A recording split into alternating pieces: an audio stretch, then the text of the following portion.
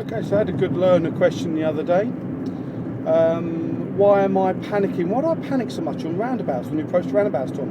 Really, really good question. We really did find got a good solution to this problem, and so I want to share it, see if it helps anybody else. This all comes down to forward planning with roundabouts. So my advice is don't try to do this too soon, really.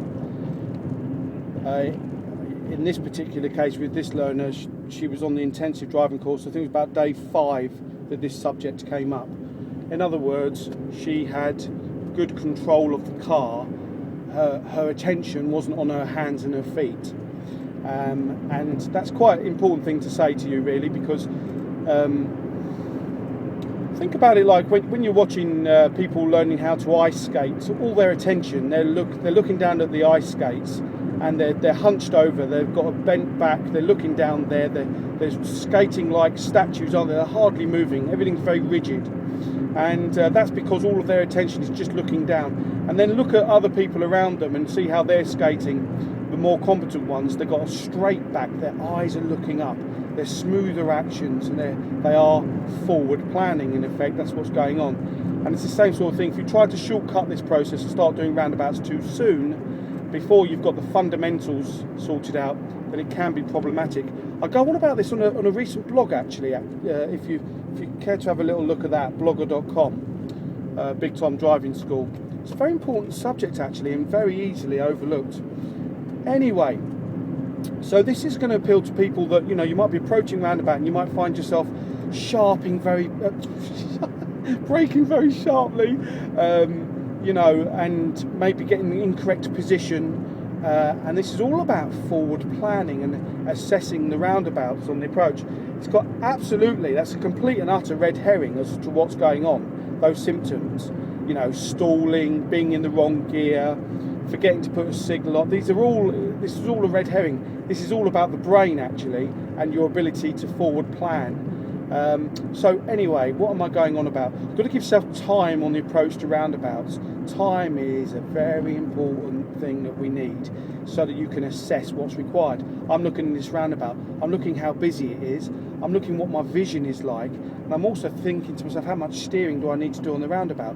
Because those 3 criteria are going to affect the speed on the approach. For example, on this one here, I'm in second gear at 15 miles an hour. Look at this, poodling up there. Nothing on my feet there on the approach at all. I was just poodling up there. Gives me time to look right. Got to be very careful about looking right, because if you start staring to the right and the vehicles in front of you haven't cleared, that is where rear end shunts occur, Very, very common problem. I'm not talking about just for learners here. In general, that's a common problem. So you mustn't just start staring to the right. That's definitely not what I'm advocating. So first of all, having a look in front of you. I've got matey boy, this van thing. I've put the camera to the right to emphasise the fact that I need to be observing to the right sooner. People that have problems on roundabouts, if they're concentrating with their hands and feet on the approach, they tend to just be looking in front of them, you see, like a racehorse with the blinkers on. They're only looking in front of them.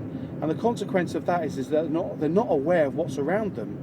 And so anything is a surprise, really. If they suddenly realise there's a car on the roundabout or even approaching the roundabout, that's a surprise to them because they weren't looking, they weren't observing before on the approach to it. So it's a balancing act with this, really. On the one hand, we've got to be mindful of vehicles in front of us. If I have a vehicle in front of me, for example, and it hasn't cleared, it hasn't gone onto the roundabout, consider that like a multi-storey car park with the barrier down. Don't start looking right because the barrier's down. You're not going to go anyway.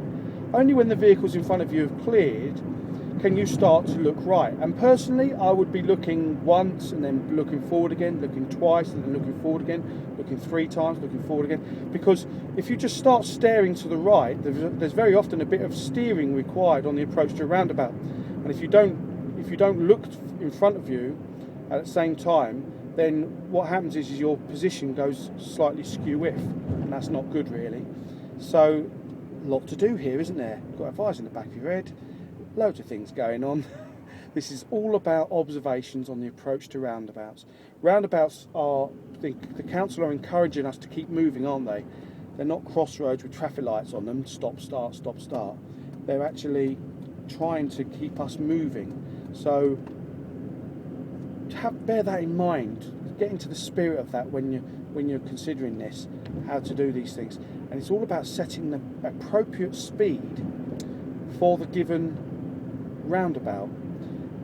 Very often, if you get that speed correct on the approach by looking at those 3 criteria I was talking about with the assessment, if you set that correctly, then very often you'll find you can approach with no feet at all.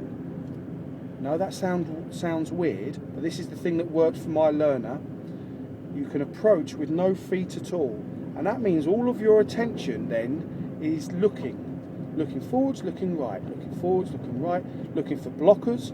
Look, if you don't know what I mean by blockers, go onto my blog and have a look at that.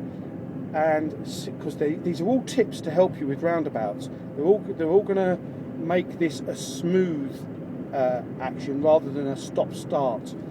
And yeah, so there we are. I mean, have a practice of that, of assessing a roundabout and assessing what is the required speed for that, so that when you eventually come up to it, you should be arriving up there with no feet. You're still rolling, but you're then giving your eyes a really good chance to see whether it's safe for you to proceed or not. So look, on this one up ahead, look, let's have a look. I've now popped it into 2nd gear. I'm just doing less than 20 miles an hour. I'm looking right, looking forward, looking right, looking forward, looking right, looking forward. That was, what am I doing now? 15 miles an hour. So you set the speed, you take your feet off of the pedals, you get your eyes working then, and that's the key thing with this, and that's what makes it happen for you. And it will be a really, really good moment for you, because no longer is your brain concentrating on your hands and your feet working like Billio on the approach to these junctions, on the approach to these roundabouts. Instead, you've already controlled the speed so that all the attention is actually on your eyes and your observations, and you're seeing whether it's okay to continue or not. Key skill, very, very useful thing to do. It's worth going out and practicing just that, nothing else. This has got nothing to do with signals and positions and all the other gubbins that goes on with roundabouts. This is just about observations and giving yourself time so that you can forward plan on them. Really, really good. Okay, if that's useful to you, then great stuff. If you've got any comments or any questions, then please ping it up on the video. As I say, there's loads of stuff kind of related to all of this, either on the YouTube channel here or alternatively on the blog as well. And you know, get yourself involved in all of this, because it's all good stuff.